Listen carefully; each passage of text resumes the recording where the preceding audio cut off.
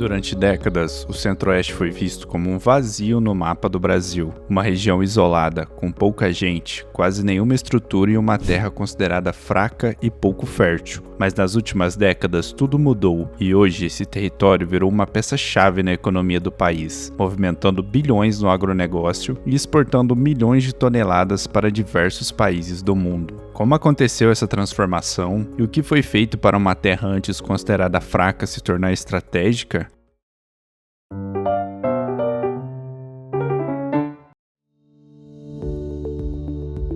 Durante muito tempo, até meados do século XX, o Centro-Oeste era visto como uma região distante, com pouca gente morando, poucas estradas e quase nenhuma estrutura. Só que isso começou a mudar aos poucos, quando o Brasil passou a olhar para o interior como uma oportunidade de crescimento econômico e de expansão da agricultura. Nesse processo de ocupação e transformação do território, surge um conceito importante: a fronteira agrícola. Parece complicado, mas é simples. Primeiro chegaram os pequenos agricultores, que desbravaram o cerrado, fizeram suas roças e construíram suas casas.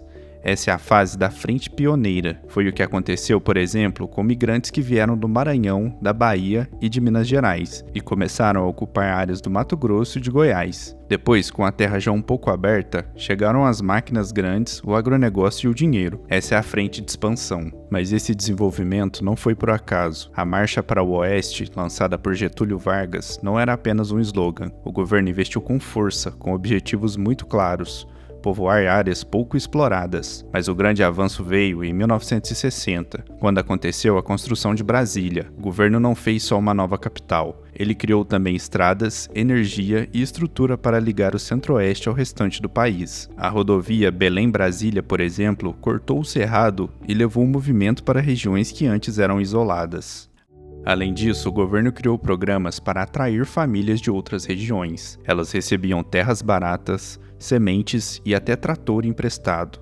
A Sudeco e o INCRA ajudaram a organizar esses assentamentos. E também, bancos como o Banco do Brasil e o Banco da Amazônia também deram crédito com juros baixos, o que facilitou a vida de quem queria plantar em grande escala. Com o território já ocupado, estruturado e conectado ao restante do país, o que veio depois foi uma transformação acelerada. A chegada de grandes empresas, o avanço da tecnologia no campo e o aumento da demanda internacional por alimentos fizeram o Centro-Oeste dar um salto. A produção deixou de ser só de subsistência e passou a funcionar em escala industrial. O que antes era cerrado desabitado virou uma paisagem de plantações imensas, armazéns, fábricas e caminhões carregados para exportação. E um dos grandes motivos para isso está no solo. Apesar do Cerrado ter sido considerado por muito tempo uma terra fraca, pesquisas mostraram que com a correção do solo usando calcário e adubos, a região podia se tornar altamente produtiva. Com muito sol, chuvas bem distribuídas e grandes áreas planas, o Centro-Oeste virou o cenário ideal para a agricultura em larga escala. Foi assim que o Centro-Oeste deixou de ser apenas uma região esquecida no mapa e virou um símbolo de progresso. Mas quais são os principais produtos de cultivo e exportação? E quais são as principais empresas que dominam a região?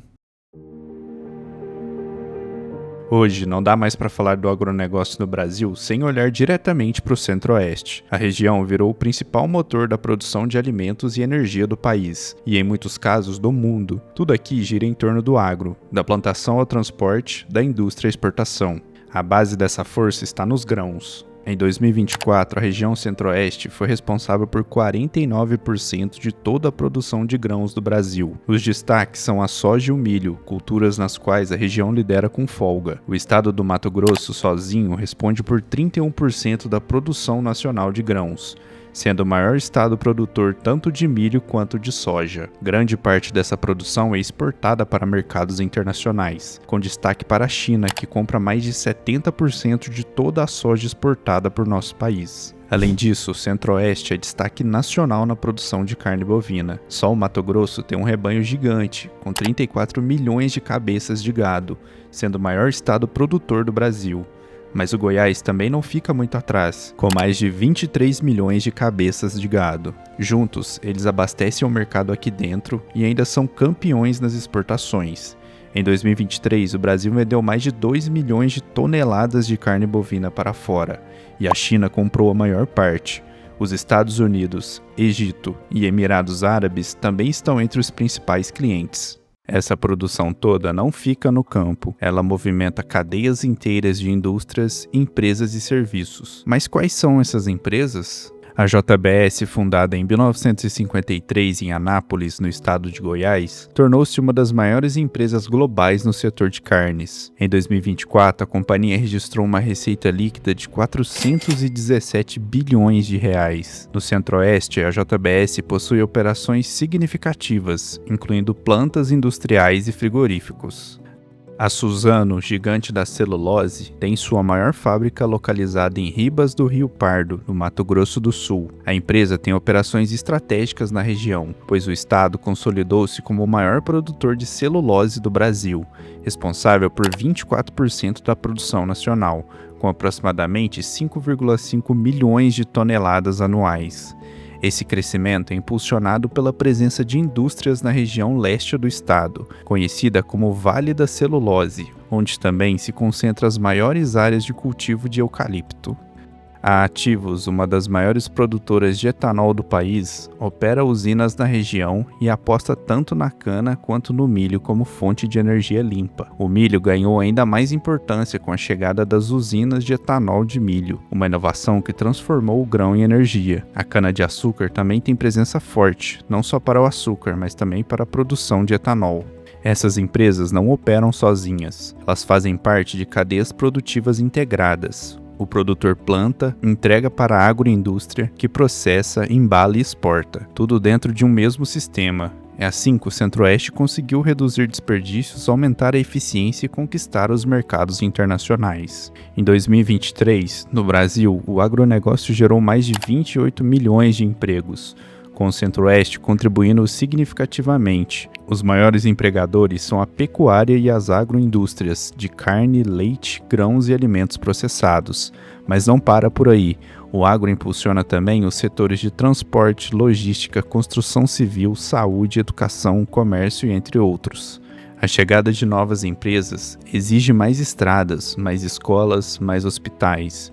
O campo puxa a cidade, e isso faz que o desenvolvimento seja mais distribuído, mesmo com os desafios sociais que ainda existem. Por exemplo, Sorriso, no Mato Grosso, que era só mato há 40 anos, hoje tem mais de 100 mil habitantes.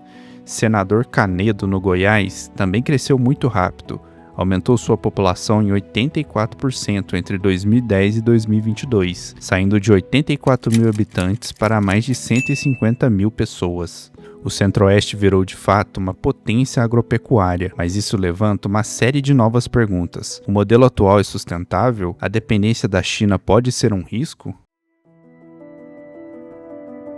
O que aconteceu no Centro-Oeste brasileiro é mais do que uma transformação econômica, é uma mudança completa de papel dentro do país. A região que por décadas era vista como periférica, hoje é apontada como modelo de interiorização bem-sucedida. Saiu do isolamento para virar protagonista de um dos setores mais estratégicos do Brasil, o agronegócio. Mas junto com esse avanço vieram novos desafios. Um dos principais é o impacto ambiental. Mesmo com o uso de áreas já degradadas em muitos casos, o avanço constante da fronteira agrícola ainda levanta alertas sobre o desmatamento, uso intensivo de recursos naturais e perda de biodiversidade. Outro ponto crítico é a concentração fundiária. Grandes propriedades dominam boa parte das terras produtivas, o que pode aprofundar desigualdades e dificultar o acesso de pequenos produtores. E há também uma dependência cada vez maior de mercados externos, principalmente da China, que compra volumes gigantescos de soja, carne e outros produtos. Qualquer mudança na demanda ou nas regras comerciais desse país pode impactar fortemente a economia regional. Por outro lado, o Centro-Oeste também tem aberto novos caminhos. O desenvolvimento do trigo tropical, por exemplo, pode tornar o Brasil ainda mais autossuficiente na produção do grão, até então importado em larga escala. A tendência é que o futuro da região esteja cada vez mais ligado à agroindustrialização, com tecnologias integradas desde o plantio até o processamento e exportação, gerando mais valor dentro do próprio território. E aí, o que achou da transformação do Centro-Oeste brasileiro? Será que estamos colocando todos os ovos em uma única cesta? Deixe sua opinião nos comentários. Não se esqueça de considerar deixar seu like e se inscrever no canal para acompanhar mais vídeos como esse. Mas antes de você ir, existe uma cidade na China que está no caminho para dominar a tecnologia global e virou uma ameaça para o Vale do Silício americano. Quer entender como? Clique no vídeo ao lado que eu estou te esperando por lá.